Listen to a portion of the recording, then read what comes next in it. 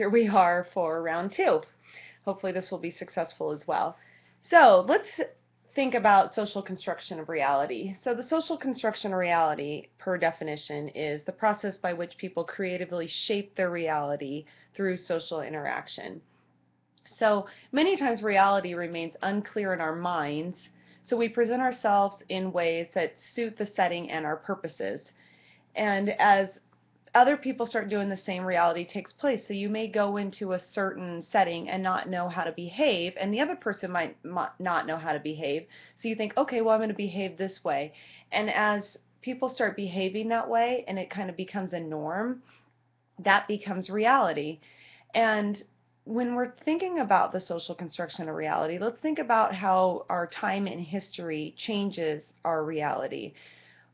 Taking into, for example, Columbus. When I was in school, we had this big celebration about Columbus. We didn't have, it was a holiday. We sang songs, we drew pictures, we did all kinds of art projects. Columbus is amazing. And then I remember when I was in college, and Columbus became a bad word. Columbus got linked to basically just being a colonial savage. And I was actually a little bit confused at the time. I didn't really understand the history, and it was because of the fact that as we made these shifts, in these societal shifts about what is acceptable and what we will tolerate, it changed the way that we view history. So what people might have championed as a great cause, people will look back and think it's basically an atrocity. So our reality bends and moves depending on the social forces and what's going on at the time. So also in chapter 2 is going to talk about culture. And essentially our culture is our language, our values, our beliefs, our rules, the behaviors of a society. Depending on what society you live in, you're going to have different cultures.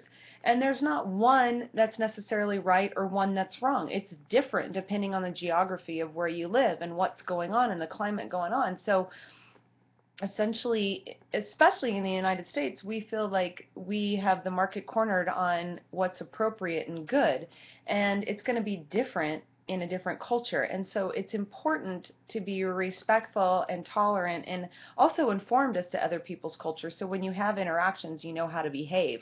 So for example, a norm in our society, which a norm is a defined rule of conduct, a norm in our society is to give people personal space.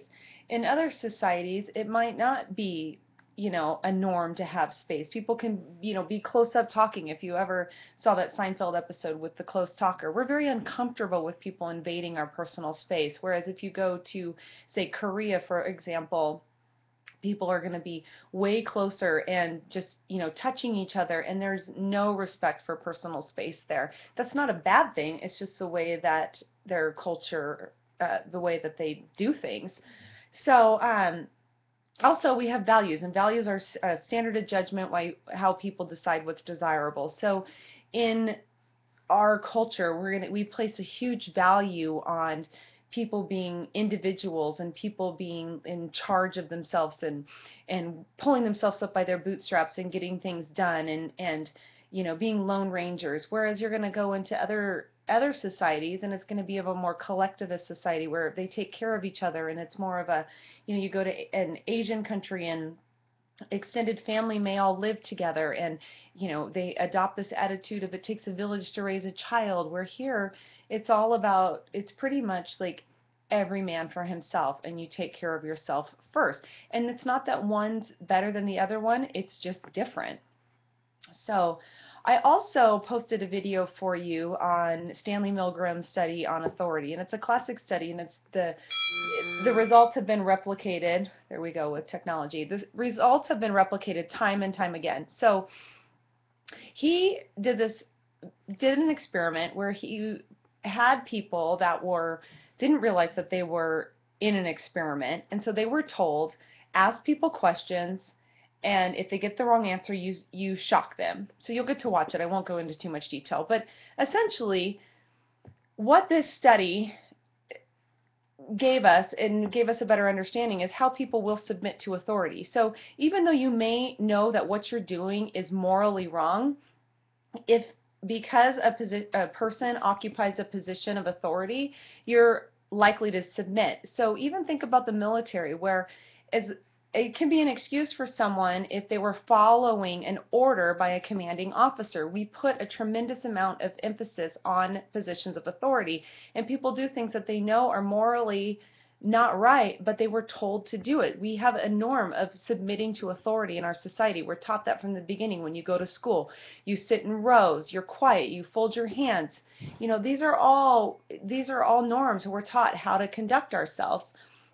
And so it's interesting when you look at the fact that we are conditioned to submit to authority.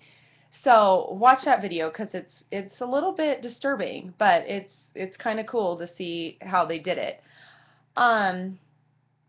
Okay, so I think we have plugged out chapter 2. And make sure you get in there and you take your quiz. And I hope you all have a great week, and let me know if there's anything I can help you with.